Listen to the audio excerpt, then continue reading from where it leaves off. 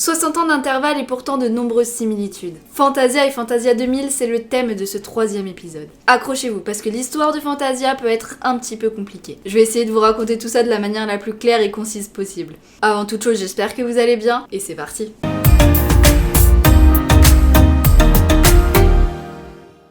Le 13 novembre 1940, ou le 6 novembre 1946 pour la France, sort dans les salles de cinéma un film unique en son genre. Fantasia, constitué de 8 courts-métrages. Pour les résumer, les voici. Un tyrannosaure qui terrasse un stégosaure dans un fracas assourdissant. De gracieuses elfes qui exécutent un ballet sur un lac gelé, tandis que des feuilles mortes sont ballottées par le vent au son d'une harpe. Des pégases, des centaures et des angelots joufflus qui batifolent gaiement dans les décors art nouveau. Une hippopotame en tutu qui prend son élan et écrase un crocodile fougueux dans une parodie de ballet. Des chardons en cosaque qui entament une danse russe effrénée avec des orchidées en paysanne. Un démon ailé qui est impitoyablement réduit au silence par les cloches d'une église lointaine. Et puis enfin, Mickey. Mickey qui échappe de peu à la noyade en trouvant refuge sur un grimoire après avoir démultiplié par mégarde un balai magique. Tout ça, c'est des images qui restent dans la tête et qui montrent la passion de Walt Disney pour l'animation, mais aussi pour l'art et la musique classique. Pourtant, Fantasia n'aurait pas dû forcément voir le jour. En fait, au printemps 1937, l'aura de Mickey commençait beaucoup à retomber. Pauvre Mickey. Moi je t'aimerais toujours, promis. Et à ce moment-là, Walt négocie les droits d'adaptation de L'Apprenti sorcier, un poème symphonique composé 40 ans plus tôt par le français Paul Dukas. Et là en fait l'idée c'était de remettre Mickey sous le feu des projecteurs et en même temps de réconcilier le public avec la musique classique qui était jugée comme une musique beaucoup trop élitiste. C'est encore un peu le cas aujourd'hui je trouve. Pourtant maintenant il suffit d'aller sur YouTube, taper musique classique et tout le monde y a accès. Bref, stimulé à fond par ce projet, le grand chef d'orchestre Léopold Stokowski décide d'offrir sa prestation à Walt et enregistre la partition. Mais le coût est quand même beaucoup trop élevé pour un simple court-métrage. C'est alors qu'il suggère simplement à Walt de concevoir, attendez je vais le lire ce mot parce qu'il est pas facile, un spectacle cinématographico-musical évolutif. En fait, ce spectacle serait projeté dans les salles de concert au lieu des salles de cinéma habituelles. Et pour que ce soit évolutif, en fait, chaque année, ils auraient regardé les scènes qui marchaient, les scènes qui marchaient pas, pour supprimer les scènes qui marchaient pas et rajouter d'autres scènes. Vraiment, en fait, faire évoluer le film en fonction de ce à quoi adhérait le public. Je sais pas si vous imaginez le truc, une sorte de ciné-concert en fait. Un ciné-concert de musique classique et qui évolue chaque année pour plaire au plus grand nombre. Voilà le projet. C'était fou, mais ambitieux, donc forcément ça a plu à Walt. Et du coup, il lance le chantier sous le nom de The Concert Feature. Pour ce projet, 8 morceaux de musique classique sont retenus, parmi lesquels du Bach, avec la Toccata et Fugue en Ré mineur, du Tchaïkovski avec Casse-Noisette, du Stravinsky avec le Sacre du Printemps, du Beethoven avec la Symphonie pastorale, du Ponchielli avec la Danse des Heures, du Moussorgsky avec Une nuit sur le Mont Chauve, et du Schubert avec Ave Maria. Vous en connaissez forcément certains de noms comme ça. Mais malheureusement, le résultat est jugé beaucoup trop avant-gardiste pour l'époque. Trop long, plus de 2 heures, 125 minutes pour être exact, mais aussi un gouffre financier, notamment à cause du Fantasound, un dispositif en fait qui permet le traitement acoustique pour reproduire fidèlement le son de l'orchestre. Du coup, Walt décide de revoir ses ambitions à la baisse et décide de transformer ce projet en ce qu'on connaît, en Fantasia, qui est finalement destiné à une exploitation dans les salles de cinéma classiques. Mais par contre, ces salles doivent quand même s'équiper de ce dispositif qu'on appelle le Fantasound, qui est, je le rappelle, un système très coûteux. Du coup, c'est un véritable échec parce qu'il n'y a qu'une douzaine de salles qui acceptent de s'équiper de ce dispositif, et vous vous doutez bien que seulement une douzaine de salles qui diffusent un film, et forcément c'est le condamner à un succès très très restreint. Et c'est une véritable déception pour Disney, qui se résout à une sortie dans les salles de cinéma classiques, sans dispositif particulier, et c'est le distributeur RKO qui s'en occupe en 1942, et qui en plus décide de réduire le film de 30 minutes. Donc une durée réduite, un son qui passe en mono, donc avec une qualité bien moindre, et puis l'entracte de 15 minutes prévu qui est supprimé, et franchement ça a changé mais tout. On est vraiment loin du projet de base quand même. Mais malgré tous ces changements qui visaient à rendre ce film plus classique, le public est vraiment dérouté par la singularité de cette œuvre. Et du coup, le public n'est absolument pas au rendez-vous. Et la critique, qu'elle soit cinématographique, musicale ou théâtrale, est très très dure pour qualifier cette œuvre. Si je vous relis un peu ce que la critique disait, on pouvait lire c'était un sacrilège, un cauchemar, une boucherie.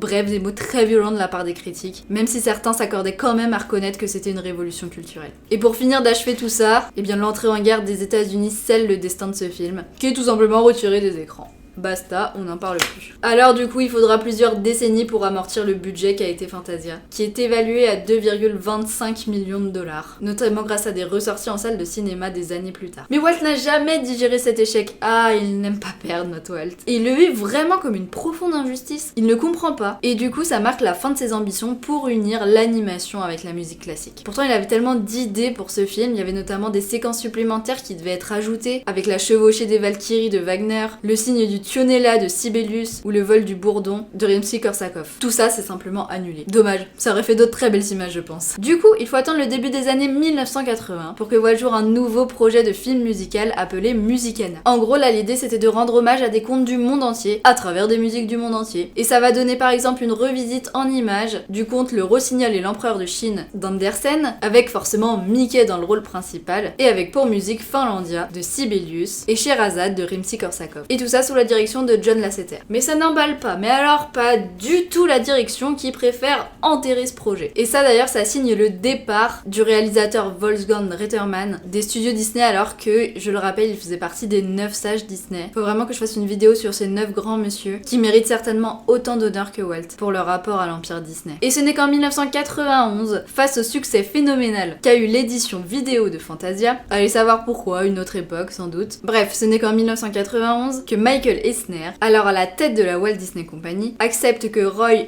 E. Disney reprenne le flambeau de son oncle Walt sur Fantasia. Son projet est repoussé à de nombreuses reprises en raison de difficultés de production, mais Fantasia 2000 sort à la date symbolique du 1er janvier 2000. Et pour marquer le coup, il bénéficie d'ailleurs d'une projection exclusive dans les salles de cinéma IMAX. Mais malgré tous ces efforts, notamment avec la reprise de l'apprenti sorcier de la version originale, et de la création de 7 séquences fortes dirigées par le chef d'orchestre James Levine, avec des musiques telles que Les Pains de Rome de Respighi, où on voit des baleines qui s'envolent jusque la stratosphère, ou encore L'Oiseau de Feu de Stravinsky, mis en scène par les frères Brizzi. Voilà, malgré tout ça, Fantasia 2000 est un gros flop commercial comme son aîné. Mais Roy E. Disney ne se décourage pas pour autant. Je crois que la famille Disney a vraiment de la suite dans les idées. Parce qu'il met en chantier un 3e Fantasia, dont la sortie est programmée en 2006. Bon, on est en 2021, vous savez qu'il n'y a pas eu de 3e Fantasia en 2006. Et ça à cause d'échecs répétés de films d'animation, mais ça on y reviendra dans d'autres vidéos. Du coup, eh bien les studios Disney se sont fait une raison. L'union de l'animation et de la musique classique est un outrage aux yeux de certains puristes, et n'est pas assez malheureusement fédératrice pour séduire le grand public. Voilà l'histoire de Fantasia, un flop peut-être, mais qui pourtant reste un classique que tout le monde connaît au moins de nom, et qui est une révolution, une légende dans l'art même. Mettre la musique classique à l'honneur et construire une narration, non pas sur des histoires, mais avec des compositions de très grands compositeurs, c'est révolutionnaire pour l'époque. Bref, encore une fois, ça reste un classique et du coup forcément quelques références à Fantasia se glissent à Disneyland Paris. Alors rien aussi gros qu'une attraction comme on l'a vu pour Blanche-Neige ou pour Pinocchio, même si franchement je pense qu'une attraction Fantasia ça aurait pu être stylé. Genre un truc style Ratatouille, où on passerait devant les images du film avec de la musique classique qui résonne, des effets 3D, tout ça. Bref, je crois que je me perds. Pas d'attraction donc, mais on a un café, ou plutôt un bar. Et pas n'importe quel bar puisqu'il s'agit du bar du Disneyland Hotel. Donc le premier hôtel sous lequel vous passez quand vous arrivez sur le parc. Et bien son bar s'appelle le Café Fantasia. Sachez d'ailleurs que même si vous ne logez pas dans les hôtels, vous pouvez tout à fait aller dans leur restaurant ou dans leur bar. Donc la décoration de ce bar rend hommage à Fantasia, avec par exemple des notes de musique sur les murs, et plein d'autres détails à découvrir. D'ailleurs, l'espace où vous avez plein d'arbres devant le Disneyland Hotel, et qui marque l'entrée au parc finalement, s'appelle le